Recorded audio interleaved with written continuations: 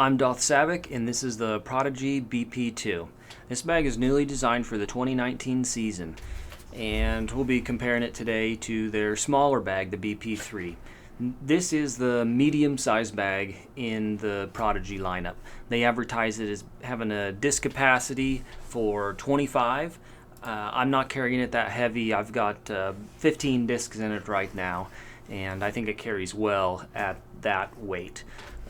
When empty, this bag comes in at 1.48 kilos. That's just a little bit lighter than the Grip CS bag and a good chunk heavier than the smaller bags from Prodigy, which are just under 1 kilo. This bag has 2 cup holders on the side, which separates it from their smaller bag, which only has 1. That's certainly nice.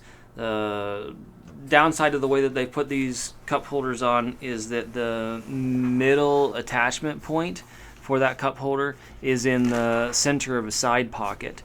So that leaves the water bottle more likely to sag out. And as you can see, it's pulling on the center of that pocket.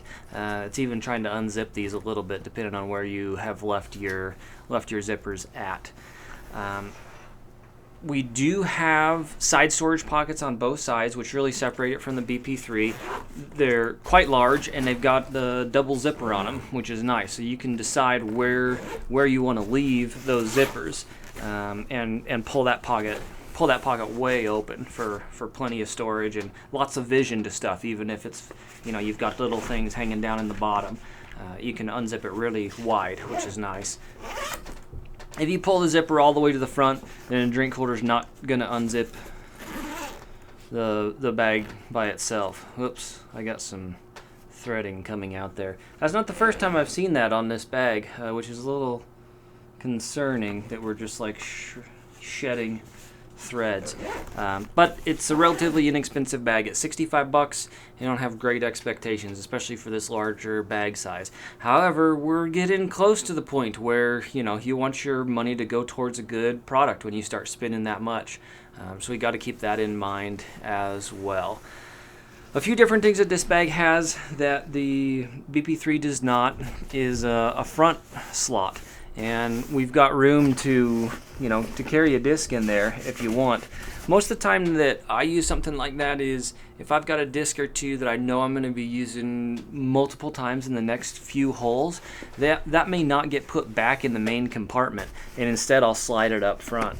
And you can stagger a few in there if you want, just for a quick grab. We've also got a pocket on the flap of the main compartment with a little bit of Velcro there, and that's a pretty logical spot for a Mini. I wish it didn't have Velcro on it. I'm not really sure why they thought that was necessary, to keep stuff from falling out of there. But if it's a Mini marker pocket, then you're going to be grabbing it almost every hole, so you're in and out of there all of the time, and it kind of sucks to just have to fight that Velcro open before you can grab your Mini. Scorecard is probably another use for that pocket. And if your scorecards are tall enough, that'd stop the Velcro from closing, which would be great, ideal. The next thing that really separates this is that they do have a valuable storage pocket on top there. And they have used some really nice fabric on that. It's a soft touch. It's like what you'd get with a soft sunglasses case or something like that. It's a really soft kind of a felt like fabric, so that ain't gonna be scratching your phone or anything like that. I've got my cell phone in there, as well as my wallet and keys, and that's about it. You're not going to have space for a whole lot more than that.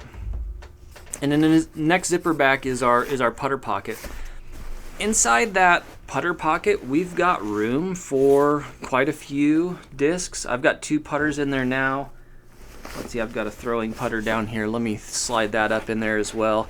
and there you can see the third one doesn't want to go all the way in, but it can fit. The opening of that pocket is much smaller than what the rest of the pocket is on the inside. So even with 2 discs in there, it's a little tight to try to grab them and pull those 2 discs out at the same time. You can see it's untucking the pocket, and I'm really having to fight it. So you're going to be pulling one disc out at a time. I got a birdie bag stuck in there as well. One thing they've done to try to keep the top of this bag separated, tried and failed, is to put in a rigid bar right here. This divider between the 2 pockets has a rigid bar in it. There you can see it poking out. It's just a little rod, and it's too short. You can see the seam sewn right here and right here, and that's limiting the width that bar can be, instead of having the bar come all the way out to the side stiffeners. The BP3 is completely soft bag. This BP2 does have stiffener panels in it. There's 2. There's 1 on each side. No stiffener across the front, nothing in the back, nothing on the bottom. The front, bottom, and back do get some added rigidity from the cradle that's put in there. The stiffener on the sides doesn't help a whole lot. Like, I was calling that BP3 kind of a slobby blob of a bag, as it just wants to collapse in on itself. That would be one of the biggest reasons to put side stiffeners in, is to help the bag stay upright, stay open, and look nice. And they tried and failed to make that happen on this bag.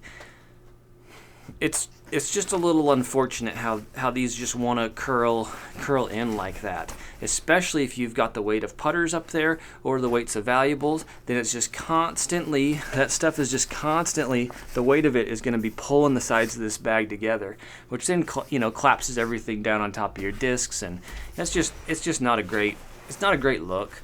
And it wouldn't have been too tough for them to do better. Like, we can quickly look at what Grip has done to make that work. Granted, this bag is twice as expensive. The Prodigy bag, $65, and these are $149 or something. It depends on what kind of sale you get. But we've got a similar stiffener in the side of the Grip bag, but this thing is just like perfectly taut. And the way that they made that happen is by below our main zipper, and then in the divider between our other 2 zippers, we've got stiffeners in both of them. And that's just a plastic piece that runs across there, plastic piece that runs across there. That's all that's making this bag look so rigid. Well, I guess to be fair, I gotta say they do have a stiffener on the back panel as well. But I think just the ones across the front, if they'd done something similar to that, add a small piece of plastic in here and a small piece in here that go the width and actually push out, then this bag would suddenly look so much more professional. It would look like you're getting so much more for your money, and you would be, just by having the top stay open so well. That gives cleaner access to this pocket without having it just want to collapse on itself when you put stuff in here. It's just bowing the zipper open, and it's just kind of sloppy up there. Not really ideal. That bar is partly what gets in the way of trying to get these putters in and out, and makes them a little bit trickier. When I drop the 2 putters in there, often they're just kind of disappearing because that pocket on the inside is so much larger, and that little bar is keeping the top somewhat closed. The straps on this are a little different. Backpack straps on this are a little different than the BP3 as well.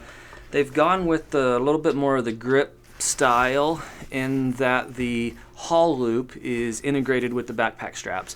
That's also given us less surface area for those straps to be sewn. And that was one of the things that separated the smaller version, the BP3, especially the first version of the smaller bag to the second version. The second version of the smaller bag, where they changed and made a bridge for the backpack straps. So we have like so much more sewing across there. But apparently that's still not helping them from tear, at least not for everybody. You can look at comments on the review I just did for that, and you'll see that one of the viewers spoke up and he's had multiple tear backpack straps in a row, which is really not a great sign, but honestly not surprised for the cost that these bags are. We've got similar triple pad design on this BP-2. One pad for each shoulder blade, and then especially the padding that they've put down for the lumbar support is way thicker. You can see how thick that pad sticks out. And that's nice for two reasons. One, it just feels a little better on your back, but then also it's going to help a little bit more to potentially get some airflow across there, so you're not sweating, your back's not sweating quite so bad when you've got this bag on. Another thing they've done is put you can see this seam running across the top here. That's just a little bit of an overlap, and that's just cutting into a pocket that goes all the way down to the bottom of the bag. And they've done that so they've got pictures of an umbrella stuck in there. However, when you slide something in, it's not a narrow slot all the way down. It's a really wide slot, so your umbrella is not going to be posted down to the bottom unless it's being pushed in by your water bottle or being pushed in by stuff in the side pocket. So the bottom of that umbrella is going to potentially swing all the way over here, and then your umbrella is going to be leaning and trying to tip the whole bag with it, especially if you're in any kind of windy situation. So it's a little bit of a halfway thought out umbrella slot. Better than nothing, but not by a whole lot. They've also got a little loop up here on this left side, so you can put a small carabiner on there if you want to hang some bag tags or whatever else little things you've got on here. They also have D-rings mounted, sewn in on the backpack straps for the same purpose. You can clip stuff off on there if you want, as well as a sternum strap to clip in there. The sternum strap's a little bit different than the one they've got on the BP-3. The BP-3 has a little bit of elastic in there, so it's got kind of the bungee effect, which most sternum straps do. I don't know why this one doesn't. It's not a big deal. It still functions, and you've got the ability to slide that sternum strap up and down. A good range on that, so you should be able to get it in a comfortable spot. They do not have a pencil pocket anywhere on this bag for you. Same problem I've got with the BP-3s. So I've added just a little Velcro guy. A company that makes that is Atlas 46, and it's got sewn short on this side, so it's perfect height for golf pencils, and I can put a marker in the other side. That's got rough edges, sharp corners, so it is kind of scratching and scraping out on my arm as I put the bag on and off. But I'd still rather deal with that than just not have any good spot to put a pencil or marker, so I'm dealing with it. I mentioned that I've had threads pulling out at different spots, and this is the one that concerned me the most. I don't know if you're going to be able to see this. Yeah, there it is. Day one that I carried this bag, threads started pulling out of the backpack strap. You can see how we've got this black piece of webbing right on the edge. It's folded on both sides and then sewn through, and that is the thread that's pulling. That's not where I've got Velcro on or anything like that. That's just all by its lonesome. Those threads are pulling out. Also, the stitching, not that this one's as bad, but the stitching that's holding that D-ring in, that stitching is just, the ends of it are just pulling out as well. Maybe that's how they just left it even. I don't know. It's not finished. Not finished very smoothly.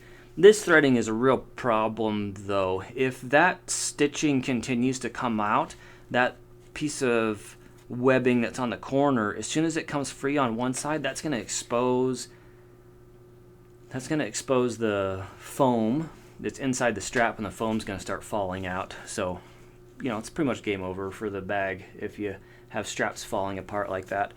So clearly longevity is the biggest concern. You have to be the judge of whether you can get value out of this bag for $65.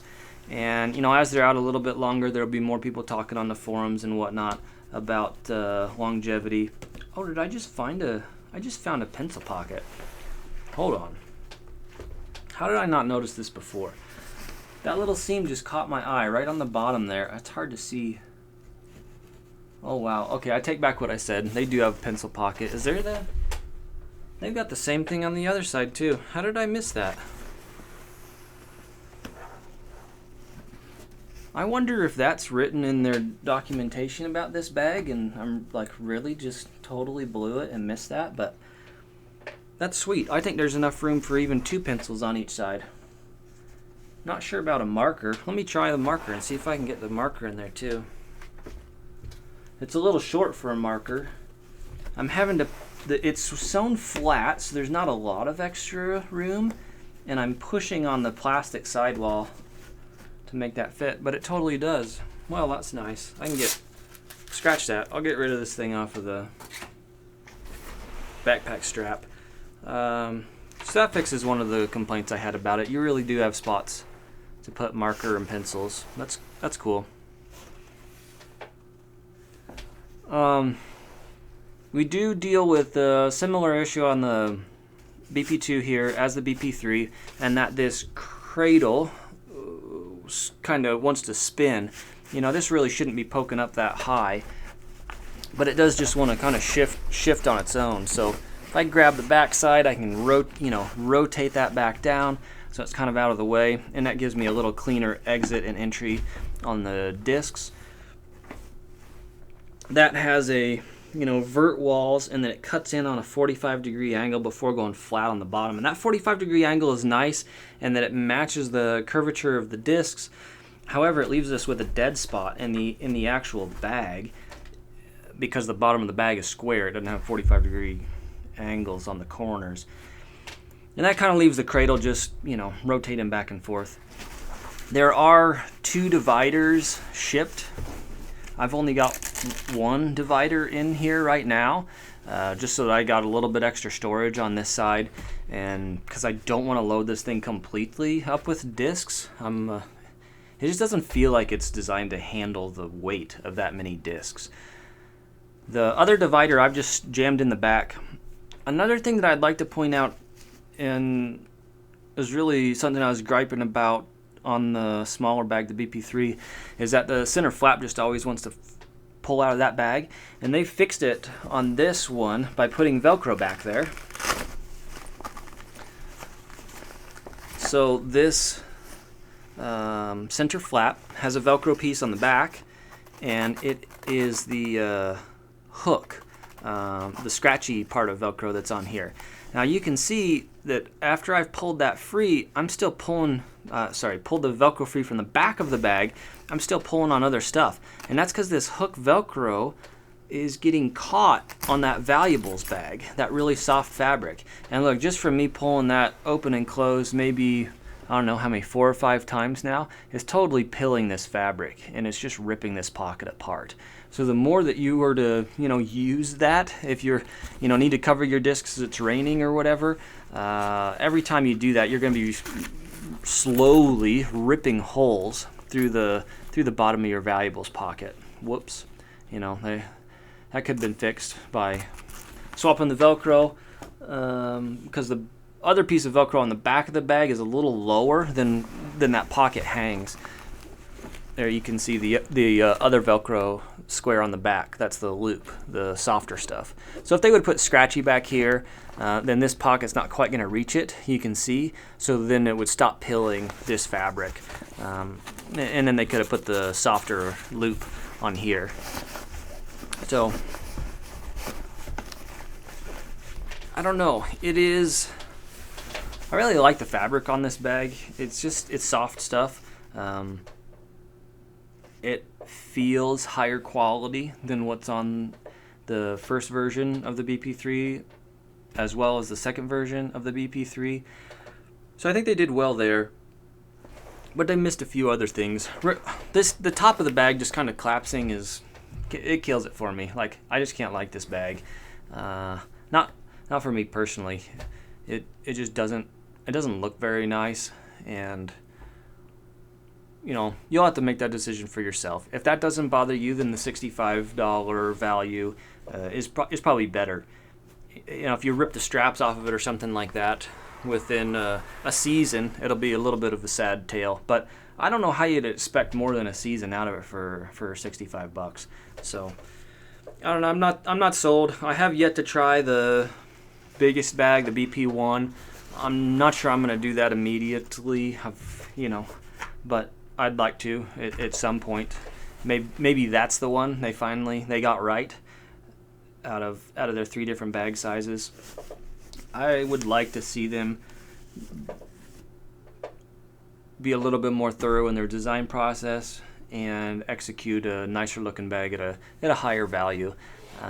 Stuff like this, these low price bags that they're putting out. Quality is an opinion, price is a fact. The low price bags that they're putting out, the BP3 and the BP2, seem like they're kind of a race to the bottom. And there's a lot of other manufacturers putting out super inexpensive bags right now as well.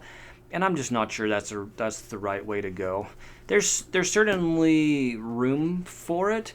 Not everybody has $100, $150 or more to drop on a bag, but it also, these guys got to realize it's hurting their brand name to have a bunch of bags out there that are falling apart or whatnot, or that even just look like this. Even if it is durable enough to last for the long run, a look of bag like this is not the best.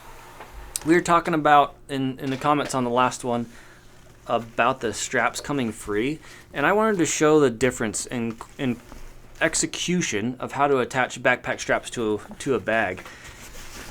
And I'm not sure how well you can see this. So right where that strap comes in, there is two stitching points.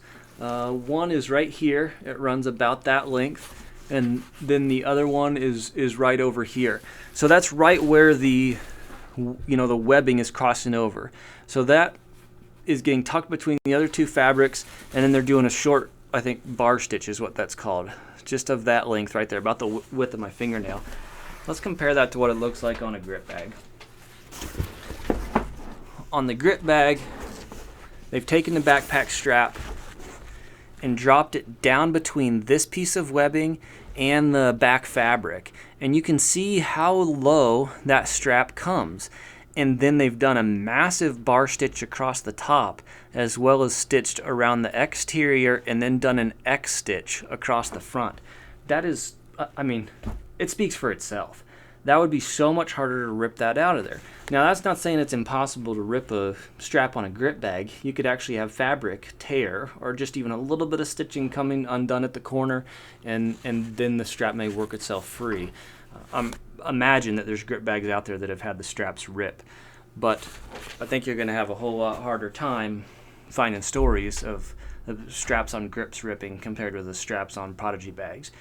And that's also going to be skewed by just how many more grip bags are out there. I would believe that there are way more grip bags sold than Prodigy. So now, I appreciate you watching the review. As always, you got any further questions, feel free to post them in the comments. And I hope this has helped you make a decision on the right bag for you. Have a good day.